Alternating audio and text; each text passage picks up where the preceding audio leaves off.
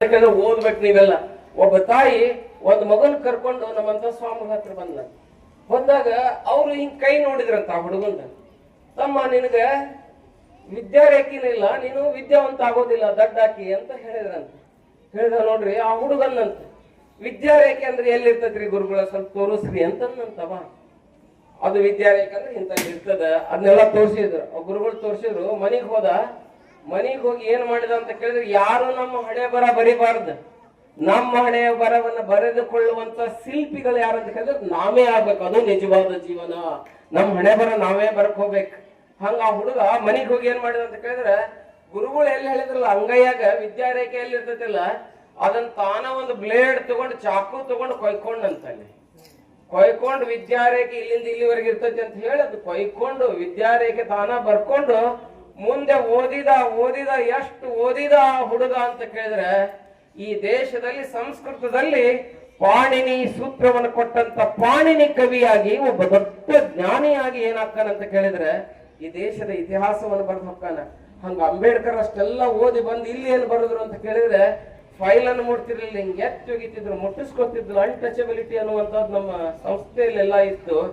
ಅಂತ ಹೊತ್ನ್ಯಾಗ ನೊಂದಿರುವಂತ ಅಂಬೇಡ್ಕರ್ ಒಂದು ಚಂಡನ ನೆಲಕ್ಕೆ ಎಷ್ಟು ಜೋರಾಗಿ ಹೋಗೋದು ಅಷ್ಟು ಮೇಲೆ ಹೋಗ್ತದಲ್ಲ, ಹಂಗ ಇತಿಹಾಸ ಪುಟಗಳಲ್ಲಿ ತಮ್ಮ ಹೆಸರನ್ನು ಬಿಟ್ಟು ಹೋದಂತವ್ರು ಯಾರಂತ ಕೇಳಿದ್ರೆ, ಈ ದೇಶದ ಹಣೆ ಬರ ಬರೆದಂತವ್ರು ಯಾರಂತ ಕೇಳಿದ್ರೆ, ಬಂಗಾರ ಚಮಚೆ ಬಾಯಾಗಿ ಇಟ್ಕೊಂಡು ಹುಟ್ಟಿದ ಅಂಬೇಡ್ಕರ್ ಅಲ್ಲ, ಗೋದಲಿಯೊಳಗೆ ಕುತ್ಕೊಂಡು ಲಾಟಲ್ ಬೆಳಕಿನಾಗ ಓದಿ ಈ ದೇಶದ ಹಣೆ ಬರವನ್ನು ಬರೆದ ಸಂವಿಧಾನವನ್ನು ಕೊಟ್ಟು 145 ಕೋಟಿ ಜನ ಅದ್ರಂಗ್ ನಡೆಯಂಗ್ ಮಾಡಿಟ್ಟು ಹೋದವ್ರು ಯಾರು ಅಂತ ಕೇಳಿದ್ರೆ ಡಾಕ್ಟರ್ ಭೀಮರಾವ್ ಅಂಬೇಡ್ಕರ್ ಅನ್ನುವಂಥದ್ದನ್ನ ನಾವು ನೋಡ್ತಾ ಇದ್ದೇವೆ.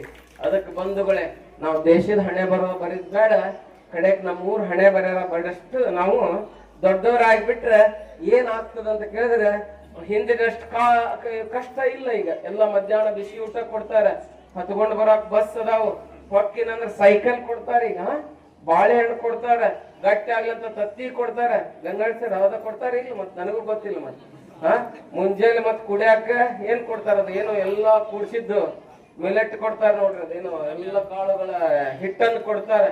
ಇದನ್ನೆಲ್ಲಾ ಕೊಟ್ಟ ಬಳಿಕ ನೀವು ಓದ್ಲಿಲ್ಲ ಅಂದ್ರೆ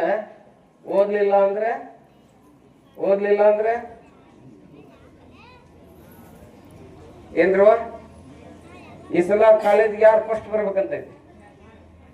ಕೈ ಎತ್ತಿರಿ ನೋಡೋಣ.